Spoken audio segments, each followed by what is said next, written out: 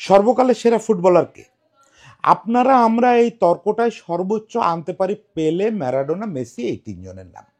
এরপরে একটু যারা বাইরের খোঁজ খবর রাখেন তারা হয়তো জর্জ বেস্ট, পুস্কাস, ক্রুয়েফ এদের নাম ঢুকাবেন এই তালিকায়, আরও দু একজনের নাম ঢুকবে। কিন্তু আপনাকে যদি কেউ বলে যে সর্বকালের সেরা ফুটবলারকে এই পৃথিবীর আর্জেন্টিনার বাইরে কেউ দেখে নাই, এবং সর্বকালের সেরা ফুটবলারকে ইন্টারন্যাশনাল ফুটবল তো দূরে থাক, টপ লেভেল ফুটবলই কোনোদিন দেখে নাই, সে হচ্ছে সর্বকালের সেরা ফুটবলার। আপনি যদি এই মুহূর্তে স্বর্গে গিয়ে পেলে, ম্যারাডোনাকে জিজ্ঞেস করতে পারেন, অথবা আর্জেন্টিনার রোজারিও শহরে গিয়ে সাধারণ মানুষকে জিজ্ঞেস করতে পারেন, তারা সকলেই বলবে এই লোকটার নাম, যে টমাস কার্লোভিস। টমাস কার্লোভিস বা এল ট্রিনচে, এই লোকটা নাকি সর্বকালের সেরা ফুটবলার। কোনো ডকুমেন্টেশন নাই এটার পক্ষে, কোনো ভিডিও ফুটেজ নাই, আছে শুধু একগাদা মিথ, একগাদা গল্প এবং একগাদা বিশেষজ্ঞের সাক্ষ্য। তারা সবাই বলেন যে সর্বকালের সেরা ফুটবলার ছিল এই টমাস কার্লোভিস, যে নাকি টপ লেভেলে কোনোদিন ফুটবলই খেলে নাই। তো এই বিস্ময়কর লোকটা সম্পর্কে আজকে একটু শুনি। কার্লোভিস হচ্ছেন ক্রোয়েশিয়ান বংশোদ্ভূত একজন ফুটবলার। ওনার বাবা ক্রোয়েশিয়া থেকে ইউএসএ যান, ইউএসএ গিয়ে আর্জেন্টাইন এক নারীর সঙ্গে পরিচয় হয়, সম্পর্ক হয়, সেখান থেকে ওনারা এসে রোজারিওতে বাড়ি করেন এবং ওখানেই 1940 সালে টমাস কার্লোভিসের জন্ম। টমাস কার্লোভিস 8-10টার লাতিন ফুটবলারের মতো ওই রাস্তায় খেলাধুলো করে বেড়ানো ছেলে। তো যেটা হচ্ছে যে রাস্তায় খেলাধুলো করতে দেখে তাকে পিক করছিল রোজারিও সেন্ট্রালের ইয়ত একাডেমি। রোজারিও সেন্ট্রাল অনেক বড় দল, অনেক বড় দল।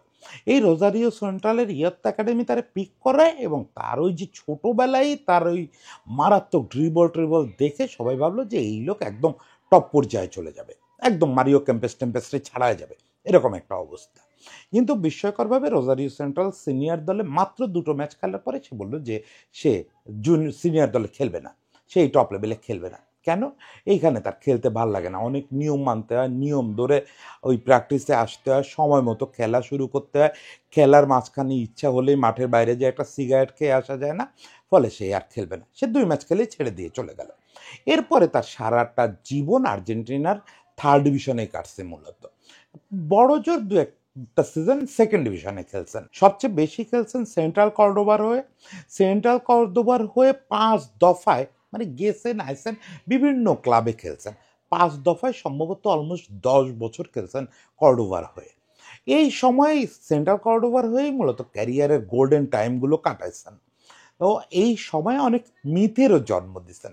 তার ভিতরে সবচেয়ে বড় মিথটা তৈরি হয়েছে 1974 সালে, এবং মূলত যেখান থেকে টমাস কার্লোভিস একটা কার্ড ফিগার হয়ে ওঠেন। তখনও পর্যন্ত টমাস কার্লোভিস সম্পর্কে আর্জেন্টিনার যে ন্যাশনাল লেভেল, ইন্টারন্যাশনাল লেভেল তো দূরে থাক, ন্যাশনাল লেভেলের লোকজনও পরিষ্কার ধারণা ছিল না। মারিও কেম্পেস বলেন, বিয়েলসা বলেন, বা তার যে ভক্ত তালিকা পেলে, ম্যারাডোনা, এরা কেউই তার সম্পর্কে জানতো না 1974 সালের একটা ঘটনার আগে। 1974 সালে যেটা হলো যে বিশ্বকাপ দল, 1974 বিশ্বকাপের যে আর্জেন্টিনা জাতীয় দল, এই আর্জেন্টিনা জাতীয় দল প্রথমে প্রাথমিক ক্যাম্প করতেছিল হচ্ছে রোজারিওতে। তো রোজারিওতে ক্যাম্প করা অবস্থায় তারা যখন ফাইনালি একটা ফাইনাল দল দিল, ওই ফাইনাল দলটা ওখানে একটা প্র্যাকটিস ম্যাচ খেললো। কাদের বিপক্ষে প্র্যাকটিস ম্যাচ খেলবে? অপশন ছিল অনেক, নিউয়েল ওল্ড বয়েজের বিপক্ষে খেলতে পারতো, রোজারিও সেন্ট্রালের বিপক্ষে খেলতে পারতো, রোজারিওর যে এই 2টা বড় ক্লাব। কিন্তু তারা সিদ্ধান্ত নিল যে না, কিছু লোকাল ফুটবলারের সঙ্গে খেলবে, মানে যাদের কথা রোজারিওর লোকের মুখে মুখে আছে। রোজারিওর লোকেরা কিন্তু খুব রূপকথা তৈরি করতে পছন্দ করে। এটা শেষ দিকে শুনবেন যে কার্লোভিস নিজে এই কথাটা বলছেন যে রোজারিওর লোকেদের মূল কাজ হচ্ছে রূপকথা তৈরি করা। তো তারাও বলে যে তাদের সেরা ফুটবলাররা কেউ টপ লিগ খেলে না, রোজারিওর লোকরা কিন্তু খুব অলস এরকম, তারা ওই টপ লেভেলে খেলার একদম আগ্রহ নাই, তাদের সেরা ফুটবলাররা সব 3rd ডিভিশনে খেলে বা অ্যামেচার লিগে খেলে।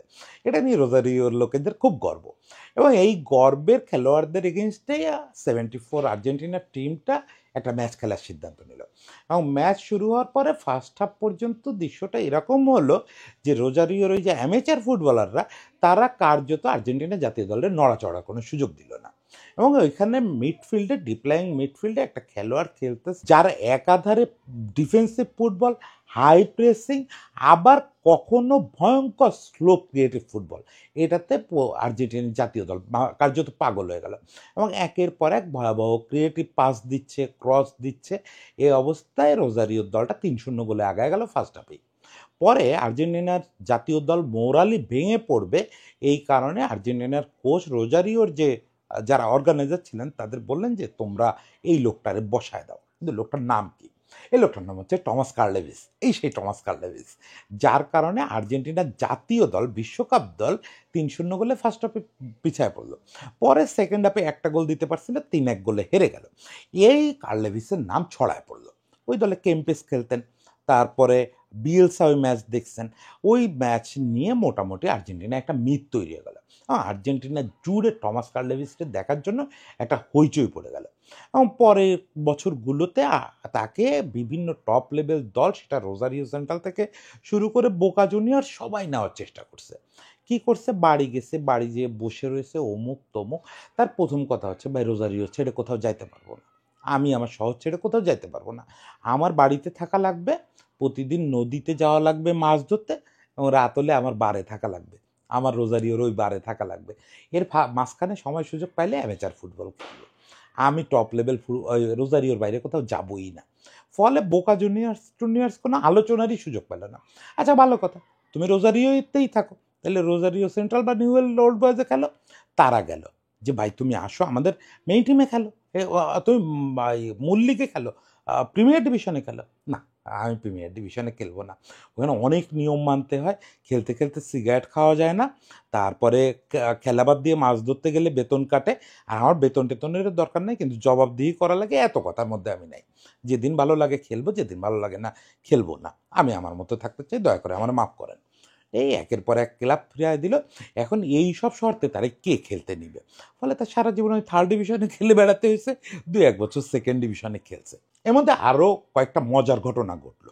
যেভাবে উনি ইন্টারন্যাশনাল দৃষ্টি আকর্ষণ করলেন, মানে পেলের বিষয়টা আসলো কোত্থেকে, বা ধরেন পরে ক্রুয়েফ যে প্রশংসা করছেন, এরা জানলেন কোত্থেকে? যেহেতু সে একটা আন্ডারগ্রাউন্ড টাইপের ফুটবলার, আর্জেন্টিনার third division, fourth division, second ডিভিশনে খেলে বেড়াচ্ছে, তার কথা তো ইন্টারন্যাশনালি কারো জানার কথা না। এখানে একটা মজা হলো, কর্ডোবা পরপর 3 বছর ইউরোপ ট্যুরে গেল ইতালির ক্লাবগুলোর আমন্ত্রণে। প্রথম বছর গেল এসি মিলান আমন্ত্রণে, পরের বছর ইন্টার মিলান, আবার পরের বছর এসি মিলান। এই 3টা ট্যুর করছিল কর্ডোবা। কোনো একটা আর্জেন্টিনার সঙ্গে ইতালিয়ানদের কিন্তু নানা রকম সম্পর্ক আছে, ও প্রচুর আর্জেন্টাইনের আদিবাড়ি হচ্ছে ইটালিতে। ফলে ওরা কিভাবে কি সম্পর্ক হয়েছে, কর্ডোবা যদিও থার্ড ডিভিশনের ক্লাব, কিন্তু কর্ডোবারে দাওয়াত করছে, ওরা প্রীতি ম্যাচ খেলার জন্য দাওয়াত করছে। স্বীকার করতে আপত্তি নাই, এসি মিলান বা ইন্টার মিলান কেউ তার সম্ভবত সেরা স্কোয়াড এই ম্যাচগুলোতে নামায় নাই। নামাইলে তো ওই ম্যাচগুলোর থাকতো, ফুটেজ থাকতো, কিন্তু ফুটেজ কিছু পাওয়া যায় না। কিন্তু 3টা ম্যাচেই কর্ডোবা 3-1 ব্যবধানে ওই এসি মিলান ইন্টার মিলানরে 3 ম্যাচে হারায় 3 বছর, এবং 3 ম্যাচেই ম্যাচ সেরা খেলোয়াড় হন কার্লেভিচ। এই ম্যাচগুলো যারা দেখছেন ইউরোপে, এবং যারা এই ম্যাচের গল্প শুনছেন, দেখছেন যেমন পেলে দেখছেন, প্রথম যেবার কার্লেভিস এসি মিলানের এগেনস্টে খেলতে যান, সম্ভবত সান্তোসের ওই ওয়ার্ল্ড ট্যুরে তখন পেলে ওই ম্যাচ দেখতে গেছিলেন। পেলে মোটামুটি পাগল হয়ে গেছিলেন তার খেলা দেখে। কি করছিলেন সেটা পরে বলবো, একদম শেষ দিকে। ওদিকে ক্রুয়েফ ওই ম্যাচের গল্প শুনছেন তার অনেক গুরুর কাছ থেকে বা সতীর্থদের কাছ থেকে। তিনিও শুনছেন যে সর্বকালের সেরা ফুটবলারটাকে এরকম দেখা গেছিল এক ঝলক ইউরোপে। এই হচ্ছে তার কিন্তু ডকুমেন্টেড ব্যাপার মানে খাতাপত্রে আছে, কোথাও কোনো ভিডিও নাই। এখন কথা হচ্ছে যে তারে নিয়ে উন্মাদনাটা এই লেভেলে গেল কোথায়? এই লেভেলে নিলেন হচ্ছে ডিয়েগো ম্যারাডোনা। কেমন করে? ডিয়েগো ম্যারাডোনা আপনারা মনে আছে একেবারে জীবনের শেষ বয়সে নিউয়েল ওল্ড বয়েজে খেলতে গেছিলেন, ওইখানে খেলেই আলটিমেটলি রিটায়ার করছেন। ততদিনে ম্যারাডোনার ইন্টারন্যাশনাল ক্যারিয়ার শেষ। এখন ইন্টারন্যাশনাল ক্যারিয়ার শেষের পরে নিউয়েল ওল্ড বয়েজে খেলতে গেছেন। এখানে আরেকটা মজার ব্যাপার আছে, এটা ভাবছিলাম অন্য একটা কন্টেন্টে কোনো একদিন বলবো। ওই সময় কিন্তু নিউয়েল ওল্ড বয়েজের যে জুনিয়র টিম, সেই জুনিয়র টিমে মেসি খেলতেছে। মানে একটা জিনিস দেখেন, ওই রোজারিওতে ওই সময় 3টা মানুষ এক হয়েছিল, একই সময়ে রোজারিওতে 3টা মানুষ বসবাস করতো। এই টমাস কার্লেভিস তখন অবসর নিয়ে নিউয়েল ওল্ড বয়েজের পাশেই একটা বাসায় বসবাস করে। সেই নিউয়েল ওল্ড বয়েজে অভিষেক হচ্ছে বুড়ো ম্যারাডোনার, আর সেই নিউয়েল ওল্ড বয়েজের জুনিয়র টিমে খেলতেছে পিচ্চি মেসি। কারোর সঙ্গে কারোর দেখা ওই সময় হয় নাই। কিন্তু একটা মজা যেটা ঘটলো, নিউয়েল ওল্ড বয়েজে ম্যারাডোনা শুরু হবে যে ওই যে কি বলে না যে পরিচিতি পর্বের যে প্রেস কনফারেন্স, ওইটা কাভার করতে ইউরোপেরও বিভিন্ন মিডিয়ার লাতিন প্রতিনিধিরা গেছিলেন, ওখানে বসে কাভার করতেছিলেন। যেমন আছে না টিম ভিকারি, ব্রাজিলে বসেন, উনি হচ্ছে বিবিসির সর্বশ্রেষ্ঠ পণ্ডিতদের একজন। ওরকম প্রত্যেক গার্ডিয়ান সবার লাতিন আমেরিকা প্রতিনিধি আছে, বেশিরভাগরা বসে ব্রাজিলে। কিন্তু ওই ব্রাজিলের ওই অফিস থেকে তারা সবাই গেছে ওই দিন রোজারিওতে, কারণ ম্যারাডোনার প্রেস কনফারেন্স কাভার করবে। শুরুতেই রোজারিওর একজন সাংবাদিক ঠিক প্রশ্ন না করে উঠে দাঁড়ায় ওয়েলকাম করলেন যে ডিয়েগো, আপনি সর্বকালের সেরা ফুটবলার, আপনার পা রোজারিওতে পড়লো এবং রোজারিওর একটা ক্লাবে আপনি খেলবেন, এই জন্য আপনার প্রতি আমরা কৃতজ্ঞতা জানাই। ম্যারাডোনা একটা হাত উঁচু করে ভদ্রলোকটা থামায় দিলেন, থামায় দিয়ে বললেন, আপনার বোঝায় কোনো একটা ভুল হচ্ছে। পৃথিবীর সর্বকালের সেরা ফুটবলার এই রোজারিওতেই জন্ম নিচ্ছে, এই রোজারিও সেন্ট্রাল ক্লাবে সে খেলে গেছে এবং এই রোজারিওতেই বেঁচে আছে। সবাই হতভম্ব হয়ে তাকায় আছে, বিশেষ করে ইউরোপিয়ান সাংবাদিকরা যারা প্রথমবারের মতো ম্যারাডোনার প্রেস কনফারেন্স কাভার করতে গেছে। সবার জিজ্ঞাসা কে সে? তখন ম্যারাডোনা একগাল হেসে বললেন, থমাস কার্লেভিস, সর্বকালের সেরা ফুটবলার। এই হলো তারে নিয়ে মিথ ছড়ায় পড়া শুরু করলো, সারা পৃথিবীর লোকেরা গিয়ে হাজির হওয়া শুরু করলো রোজারিওতে, বাসা খুঁজে, কই সেই থমাস কার্লেভিস খুঁজে পায় না, কারণ এই লোক একদম পালায় থাকতো। যদি বা আগে একটু একটু বেরোতো, লোকজনের সঙ্গে কথা বলতো টুকটাক, এরে ওরে একটু ছোট ইন্টারভিউ দিত, কিন্তু ম্যারাডোনা এটা বলছে, সে টিভিতে দেখছে, সে একদম পালায় গেছে, তারা খুঁজে পাওয়া খুব কঠিন হয়েছে। অ্যাট লাস্ট অনেক কষ্ট করে ইউরোপের একটা মিডিয়া তার সঙ্গে দীর্ঘ সাক্ষাৎকার নিল, মূলত ডকুমেন্টারি বানানোর জন্য। সেখানে উনি অনেক বিষয় নিয়ে কথা বলছেন, সেগুলো শেষ দিকে বলি।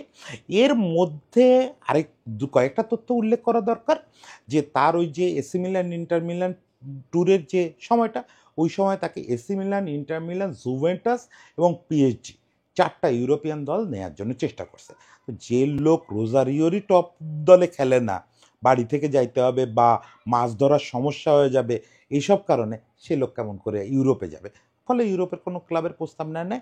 একেবারে শেষ দিকে 1980 সালের দিকে পেলে আর্জেন্টিনায় গেছিলেন।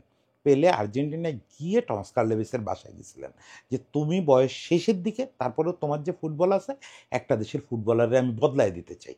সেটা কোন দেশ? সেটা হচ্ছে আমেরিকার নিউ ইয়র্ক কসমসে আমি জয়েন করতেছি, তুমি আমার সঙ্গে চলো। সে হাত জোড় করে বলছে যে আপনি সর্বকালের সেরা ফুটবলার, আপনি ডাকছেন, আমার যাওয়া উচিত, কিন্তু আমি বাড়ি ছেড়ে থাকতে পারি না, আমি তাহলে মরে যাব, আমার একটু ক্ষমা করে দেবেন। পেলে মাথায় হাত দিয়ে বলে আসছেন যে ঠিক আছে, তোমার যেতে হবে না। পেলে পর্যন্ত তারে আর্জেন্টিনা থেকে বের করার চেষ্টা করছেন, যায় না সে। এখন কথা হচ্ছে যে আপনারা ভাবতেছেন যে এত কথা বলে, আর্জেন্টিনার জাতীয় দলে তাকে ডাকা হয় না, 4বার ডাকা হয়েছে, 4বার আর্জেন্টিনা জাতীয় দলে ডাকা হয়েছে। 78 ওয়ার্ল্ড কাপের দলে ডাকা হলো, প্রাইমারি স্কোয়াডে নাম দেওয়া হলো এবং সবাই নিশ্চিত যে সে 78 ওয়ার্ল্ড কাপ খেলতে যাবে, বিশ্বকাপ জয়ী দলে থাকতো। তাহলে 78 ওয়ার্ল্ড কাপের যখন ক্যাম্প শুরু হলো, তাকে জানানো হলো লোক মারফত, তার বাসায় প্রথমে লোক পাঠানো হলো, তখন তার মোবাইল নাই, বাসায় লোক পাঠানো হলো, বাসায় লোক গিয়ে বলল যে সে, লোক গিয়ে দেখলো যে সে বাসায় নাই। কোথায় গেছে? তার বাসার লোকজন বললো মাছ ধরতে গেছে নদীতে। তারে গিয়ে সেই নদীর পাড়ে গিয়ে বলা হলো যে তোমাকে আর্জেন্টিনার জাতীয় দলে ডাকা হয়েছে, তুমি ইসে আসো। তো সে ফিরে তাকায় বললো যে আর্জেন্টিনা জাতীয় দলে খেলার জন্য আমি এখন মাছ ধরা ছেড়ে যাব? এটা কোনো কথা? কোনটা গুরুত্বপূর্ণ? গুরুত্বপূর্ণ হচ্ছে মাছ ধরা, গুরুত্বপূর্ণ হচ্ছে নদীর পাড়ে বসে থাকা। বলা হলো যে তুমি মাছ ধরা শেষ হলে আসো। সে বললো আমার রোজ মাছ ধরতে আসতে হয়, আর আর্জেন্টিনা জাতীয় দলে খেললে আমার দেশের বাইরে যাইতে হবে, কে যাবে দেশের বাইরে, আমার পক্ষে এটা সম্ভব না। সে আসলো না। এভাবে 4বার ভিন্ন ভিন্ন সময় তাকে জাতীয় দলে ডাকা হয়েছে, সে কখনো ক্যাম্পে আসেনি, কারণ আর্জেন্টিনার হয়ে খেলতে হলে তাকে রোজারিওর বাইরে যেতে হবে, আর্জেন্টিনার বাইরে যেতে হবে, যেটা তার পক্ষে কার্যত সম্ভব না। সবচেয়ে বড় কথা, তাকে নিয়ম মেনে ফুটবল খেলতে হবে। ওই মাঠের মধ্যে ফুটবলের উপরে বসে থাকতে পারবে না, বাউন্ডারি লাইনে দাঁড়ায় সিগারেট খাইতে পারবে না, ফলে এই সবের মধ্যে সে নাই। আর রোজারিওর ওই বারে মদ খাইতে পারবে না, এটা কিভাবে সম্ভব? এইটা তো হয় না। এই মোটামুটি ভদ্রলোকের জীবনী। এখন এখানে বহু মিথ আছে, যেমন মিথ আছে উনি ডাবল নাগমেট করতে পারতেন, মানে মেসি বা রোনালদিনোকে আপনারা যেটা করতে দেখছেন, ওই যে দুইজনের পার মাঝখান থেকে বল পাঠায় করা, ওইটাকে নাকি উনি সামনে পাঠায় আবার ফিরায় নিয়ে আসতে পারতেন। এভাবে ডাবল পাইপ, ডাবল ব্রিজ, নানা রকম টেকনিক ছিল ওনার সম্পর্কে। পেকারম্যান ওনার খেলা দেখছেন, হোসে পেকারম্যান, আপনাদের মনে আছে 2006 সালের আর্জেন্টিনা দলের কোচ এবং আর্জেন্টিনা দুটো যুব বিশ্বকাপ জয়ী দলের কোচ। পেকারম্যান ওনার সম্পর্কে এক লাইনে বলছেন যে কেমন ছিলেন কার্ল লেভিস। তো কার্ল লেভিস সম্পর্কে উনি বলতেছিলেন যে দেখেন, সে ছিল ডিপ্লয়িং মিডফিল্ডার। তো একটা ডিপ্লয়িং মিডফিল্ডার তিন রকম হইতে পারে। কীরকম? এক হচ্ছে রিয়াল মাদ্রিদে একজন আর্জেন্টাইন সুপারস্টার ছিল যে আর্জেন্টিনার হয়ে তেমন কোনো নাম করতে পারে নাই, ফার্নান্দো রোডেন্ডো। তো পেকারম্যান বলতেছেন যে ও যখন ডিফেন্স করতো, মানে ওই মাঝমাঠেই যখন ডিফেন্সিভ মিডফিল্ডারের রোলে যেত, তখন সে রোডেন্ডোর চেয়ে ভালো ছিল। যখন সে অ্যাটাক করতো, তখন সে ডিয়েগো ম্যারাডোনার চেয়ে ভালো ছিল। যখন সে বল ডিস্ট্রিবিউট করতো বা বলের উপরে পা দিয়ে মাঠ সামলানোর চেষ্টা করতো, তখন সে হুয়ান রোমান রিকুলমের চেয়ে ভালো ছিল। তো পেকারম্যান বিশ্বাস করেন যে তিনটা বর্ণনায় পৃথিবীর সর্বকালের সেরা তিনজন হচ্ছে এরা তিনজন। তো সেই তিনটা জিনিস একজনের মধ্যে এদের চেয়ে ভালো ছিল, সেটা হচ্ছে এই থমাস কার্লেভিস। এই হচ্ছে পেকারম্যানের বিশ্লেষণ। এখন শুধু মিথ বলে এই লোকটাকে কীভাবে আপনি এড়াবেন? যে কোনো ভিডিও নাই, চোখে কেউ দেখে নাই, ইভেন তেমন কোনো ভালো স্টিল ছবিও নাই। তাহলে কি ব্যাপারটা পুরোপুরি মিথ? না। বিএলসার কথা বা হোর্হে বালদানোর কথা, এদের কথা শুনলে আপনার তা মনে হবে না। হোর্হে বালদানো বলছেন যে আমরা পৃথিবীতে সব দেখছি, সব সৌন্দর্য দেখছি। ভালদানোকে বলা হয় হচ্ছে আধুনিক রিয়াল মাদ্রিদের রূপকার। যদিও 86-এর বিশ্বকাপ জয়ী দলের স্ট্রাইকার ছিলেন, সেটার চেয়েও বড় পরিচয় হচ্ছে পৃথিবীর সর্বকালের সেরা ফুটবল ফিলোসফার এবং এই যে রিয়াল মাদ্রিদের গ্যালাকটিকোস থিওরি, এই থিওরির আবিষ্কারক। তো ভালদানো সবসময় ফিলোসফির ভাষায় কথা বলতেন। উনি বলছেন যে আমরা পৃথিবীর সব সৌন্দর্য দেখে ফেলেছি। সূর্যোদয়ের সৌন্দর্য দেখছি, ফুল ফোটার সৌন্দর্য দেখছি, পাখির ডাকের সৌন্দর্য টের পাইছি এবং মিউজিক টের পাইছি। শুধু একটা সৌন্দর্য ঈশ্বর আমাদের সবাইকে দেখার সুযোগ করে দেন নাই, সেটা হচ্ছে আমরা কার্লেভিচের খেলা দেখতে পারি নাই। একই রকম তার মূল্যায়ন করছেন বিয়েলসা, পেকারম্যান, সবাই। কিন্তু এই কার্লেভিস নিজে কি ভাবছেন? একেবারে শেষ বয়সে এসে তখন তো ক্যামেরা ট্যামেরা চলে আসছে, তখন তো আর নিজেটা লুকায় রাখতে খুব বেশি দিন পারেন নাই। ওই যে বললাম, ম্যারাডোনা ওই কথাটা বলার পরে তাকে নিয়ে বৈশ্বিক একটা আগ্রহ তৈরি হলো। পৃথিবীর সব মিডিয়া মোটামুটি চেষ্টা করছে তার একটা ইন্টারভিউ নেওয়ার, খুব বেশি মিডিয়া পারে নাই। ছোট ছোট ছোট ছোট ইন্টারভিউ বিভিন্ন জায়গায় পাওয়া যায়। তবে একটা ডকুমেন্টারি করছিল সম্ভবত আর্জেন্টিনার একটা মিডিয়া। সেই ডকুমেন্টারিতে উনি অনেক কথা বলছিলেন, যদিও যথারীতি সেই ডকুমেন্টারিতে কথাবার্তা স্প্যানিশ, কিচ্ছু বুঝতে পারলাম না, কিন্তু ট্রান্সক্রিপশন পড়লাম। তো ওইখানে উনি শুরু করছিলেন, ওনাকে জিজ্ঞেস করা হচ্ছে যে এই যে আপনি ডাবল নাগমেট করতেন, ডাবল ব্রিজ করতেন, ডাবল পাইপ করতেন, এই ব্যাপারগুলো কি সত্যি? তো উনি হেসে দিয়ে বলছেন, সত্যি না মিথ্যে তাতে কি খুব বেশি কিছু যায় আসে? আমরা রোজারিওর লোকরা রূপকথা পছন্দ করি। আমরা রোজারিওর লোকেরা চাই যে পৃথিবীটা রূপকথার মতো হোক, সব কিছু ফেয়ারি টেল হবে। তো সেই ফেয়ারি টেল সত্যি না মিথ্যা, এই প্রশ্নই তো অর্থহীন। তো উনি বলছেন যে সম্ভবত আমি ব্যাপারগুলো উপভোগ করতাম, কিন্তু যেভাবে বলা হয় গল্পগুলো, যেভাবে লোক মুখে ছড়াইছে, হয়তো সবটা সত্যি না, আবার কোথাও হয়তো তার চেয়ে বেশি সত্যি ছিল। কিন্তু সত্যিটা খোঁজা উচিত না। মানে কি চিন্তার লোক! আপনি জাস্ট একবার চিন্তা করে দেখেন যে সত্যি মিথ্যায় তার কিছু যায় আসে না। রোজারিওর লোকেরা যা কল্পনা করতে ভালোবাসে তাই সত্য। তবে উনি একটা ব্যাপারে প্রতিবাদ করছেন। সেটা হচ্ছে রোজারিওতে আরেকটা মিথ আছে যে উনি প্রতিপক্ষের অপমান করার জন্য, মানে ওনার যখন প্রতিপক্ষের বিপক্ষে কয়েকটা গোল দেওয়া হয়ে যেত, ওনার টিম অনেক গোলে আগায় যেত, উনি নাকি মাঝে মাঝে মাঠের ভিতরে ফুটবলের উপরে বসে পড়তেন। মানে রিকলম্যানে আমরা দেখছি ফুটবলের উপর পা দিয়ে বল আটকায় রাখা, সেটা চূড়ান্ত রূপ ছিল নাকি উনি ফুটবলের উপর বসে পড়তেন, যে দূর তোদের সঙ্গে খেলবই না, এই টাইপের একটা অ্যাটিচিউড। কিন্তু উনি ডকুমেন্টারিতে এটা প্রতিবাদ করছেন যে না, আমি ফুটবলের উপরে 2-3 বার বসছি, সেটা শেষ দিকের ঘটনা, তখন আমার শরীর অলমোস্ট চলে না, কিন্তু তারপরে আমার খেলতে ইচ্ছা করতো, 90 মিনিট মাঠে থাকতে ইচ্ছা করতো। তো যেটা করতাম যে রেফারির অনুমতি নিয়েই একটু রেস্ট নিতাম। সেক্ষেত্রে সব কিছু পরে মাটিতে বসে পড়াচ্ছে, ফুটবলের উপর বসাটা একটু স্বচ্ছন্দ হতো, একটু রেস্ট নিয়ে আবার খেলা শুরু করতাম। আমরা তো অ্যামেচার ফুটবল খেলতাম, রেফারি পারমিটটা করতো, তারপরেই করতো। তবে স্বীকার করছেন যে সাইড লাইনে গিয়ে প্রচুর ধূমপান করতেন, সে ব্যাপারে তার কোনো সন্দেহ নাই। ওনাকে বারবারই বলা হয়েছে যে আপনি টপ লেভেল খেললেন না কেন, অমুক তমুক। তো সব প্রশ্নে মৃদু মৃদু হাসেন, মৃদু মৃদু হাসেন, আর বলেন যে আসলে এইসব প্রশ্নের কোনো যুক্তি নেই, খেলতে ইচ্ছা করে নাই। কিন্তু যেসব মিথ ছিল সবগুলোতে বিশ্বাস করবেন না আপনারা। তো যখন চেপে ধরা হয়েছে যে আচ্ছা মিথগুলো না বিশ্বাস করলাম না, যেমন উনি বলছেন যে আমি মাছ ধরার কারণে জাতীয় দলে আসি নাই, এটা মনে হয় সত্যি না, কি জানি। তো বলছে তাহলে আসেন নাই কেন? আপনার 78-এ ডাকা হয়েছে, পরেও 3বার ডাকা হয়েছে, এটা তো সত্যি। বা আপনাকে ইন্টার মিলান ডাকছে, এসি মিলান ডাকছে, আর্জেন্টিনার সব বড় দল ডাকছে, আপনি আসেন না কেন? তখন উনি চূড়ান্ত উত্তরটা দিছেন যে, দেখেন আমি ফুটবল খেলছি কেন? ফুটবল আমার কাছে মাছ ধরা, মদ খাওয়া, গান গাওয়া এবং ওই বনে ঘুরে বেড়ানো, এগুলোর মতো একটা আনন্দের ব্যাপার। তো বাকি কোনোটা কি আমার উপরে কেউ কিছু চাপায় দেয়? বাকি কোনোটা কি আমাকে শর্ত দেওয়া হয় যে আমাকে রোজারিও ছেড়ে বাইরে যেতে হবে, আর্জেন্টিনা ছেড়ে বাইরে যেতে হবে, আমাকে নিয়ম মেনে এই বনে ঘুরতে হবে, নিয়ম মেনে পাখির ডাক শুনতে হবে, এগুলোকে কেউ শর্ত দেয়? শর্ত দেয় না তো। নদী তো কখনো বলে না যে এই যে শর্ত মেনে আমাকে এখান থেকে তোমার মাছ ধরতে হবে। তাহলে আমি ফুটবলে কেন এত শর্ত মানব? আমি এই শর্ত মানার পক্ষে না। ফুটবল আমার কাছে পার্ট অফ লাইফ। আমি যেরকম ওইগুলো করে বিনোদন পাই, সেরকম আমি ফুটবল খেলে বিনোদন পাইতাম। আমি কখনো ফুটবল দিয়ে কিছু জিতবো, কিছু পাবো, এই আশায় ফুটবল খেলি নাই। ফুটবল আমার কাছে কোনো জেতার ম্যাটার না। ফুটবলটা স্রেফ একটা জিনিস, একটা গোল বল, যেটা নিয়ে খেলা করা যায়। আমি বাচ্চারা যেরকম আনন্দ পাইতো তাই খেলছি। সেটার জন্য আমি রোজারিও ছাড়তে রাজি না। সেটার জন্য আমি আমার সন্ধ্যাবেলার বারের ওই সময়টা মিস করতে রাজি না। সেটার জন্য সকালবেলার ওই নদীর পাড়ের সময়টা মিস করতে রাজি না। এটা যদি আপনারা মানবেন, না মানলে নাই। পৃথিবীর সবাই একরকম হয় না। কার্ল লেভিস একটু অন্যরকম। কার্ল লেভিস কেমন অন্যরকম? সেটা ২০২০ সালে কার্ল লেভিসের বাসায় গেছিলেন ম্যারাডোনা। ম্যারাডোনাও তখন বুড়ো হয়ে গেছেন। একদম মানে, আর কার্ল লেভিস তো তখন অলমোস্ট থুড়থুড়ে বুড়ো। কার্ল লেভিসের বাসায় গিয়ে কার্ল লেভিসরে নিজের সই করা একটা জার্সি তুলে দিলেন। তুলে দেওয়ার পরে হাতটা ধরে কপালের কাছে ঠেকায় বললেন, "ইউ আর দ্য বেস্ট।" তখন কার্ল লেভিস হাউমাউ করে কেঁদে দিচ্ছেন।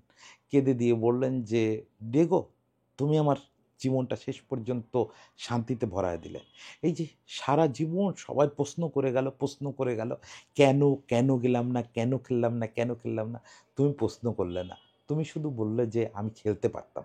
তুমি বেস্ট বলছো এটা আমি নিলাম না। আমি শুধু এটুকু নিলাম যে আমি খেলতে পারতাম। এতেই আমার জীবন ধন্য হয়ে গেল।" তবে কার্ল লেভিসের শেষটা ভালো হয় নাই। ওই ২০২০ সালে ম্যারাডোনার সঙ্গে দেখা হওয়ার কিছুদিন পরে খুব মানে অপ্রত্যাশিতভাবে, যদিও বয়স অনেক হয়ে গেছিল, কিন্তু খুব অপ্রত্যাশিতভাবে মারা গেলেন। উনি কিন্তু ওই বয়সেও সাইকেলে করে ঘুরে বেড়াতেন রোজারিওর ভিতরে। ওরকম সাইকেলে করে ঘুরে বেড়াচ্ছিলেন, এক ছিচকে মাস্তান এসে ওনারে ঠেলে ফেলায় সাইকেল নিয়ে যাওয়ার চেষ্টা করতেছিল। ওরকম পালোয়ান টাইপের মানুষ, দীর্ঘদেহী মানুষ, স্টাইলিশ মানুষ ছিলেন, লম্বা চুলের যৌবনে। ও সে এক ছিচকে মাস্তানের কাছে করবে নাকি? দৌড়ায় মাস্তানদের ধরতে গেছে। কিন্তু মাস্তান তো মাস্তানি, তার হাতে কি একটা ছিল, ওটা দিয়ে মাথায় আঘাত করছে। বুট হয়ে পড়ে অজ্ঞান হয়ে আহত অবস্থায় ছিলেন। পরে পথচারীরা হাসপাতালে নিয়ে গেলে কয়েকদিন হাসপাতালে ভুগে মারা যান। তারপরেও একটা গল্প থেকে যায়। যখন মারা গেলেন, ওই কর্ডোবার লোকজন এসে ডেড বডি নিয়ে গেল কর্ডোবার স্টেডিয়ামে। ওখানে বিশাল করে, রোজারিওর কর্ডোবা স্টেডিয়াম, কর্ডোবার ওই মাঠে বিশাল করে আয়োজন করা হলো তার শেষকৃত্যের, বিদায়ী সম্ভাষণের। কিন্তু মুশকিল হচ্ছে তখন করোনা চলতেছে। করোনার কারণে সব ধরনের জমায়েত নিষিদ্ধ। কিন্তু কে নিষেধাজ্ঞা মানে? রোজারিওর প্রতিটা ঘর থেকে মানুষ হ্যামিলনের বাঁশিওয়ালার বাঁশি শোনার মতো করে পিল পিল করে বেরোয় আসছে। কোনো নিষেধাজ্ঞার ঠাঁই নাই, পুলিশ পর্যন্ত মুভ করে নাই। পুলিশও সেই শ্রদ্ধার লাইনে দাঁড়ায় গেছে। হাজার হাজার লোক করোনার নিষেধাজ্ঞা উপেক্ষা করে কার্লেভিচের মৃতদেহের ওই কফিন লাইন ধরে হাঁটতেছেন। এটাই তো প্রমাণ করে দেয় তিনি সর্বকালের সেরা। সেই সর্বকালের সেরা যাকে পৃথিবী কখনো দেখেনি।